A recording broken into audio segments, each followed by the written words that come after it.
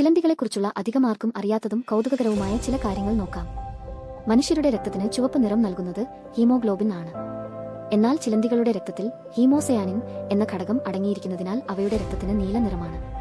ചിലന്തിവല ഉണ്ടാക്കാൻ ഉപയോഗിക്കുന്ന നൂലിന് അതേ കനമുള്ള ഉരുക്കിനേക്കാൾ 5 മടങ്ങ് ശക്തിയുണ്ട്.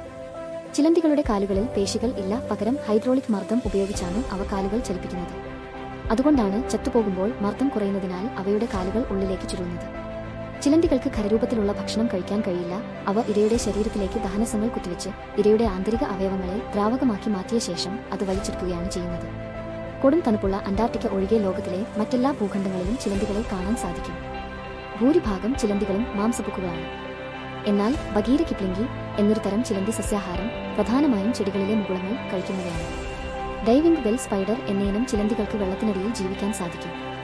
ഇവ വെള്ളത്തിനടിയിൽ വായുകുമിളകൾ ഉണ്ടാക്കി അതിനുള്ളിലാണ് വസിക്കുന്നത്. കൂടുതൽ വീഡിയോകൾക്കായി സബ്സ്ക്രൈബ് ചെയ്യുക.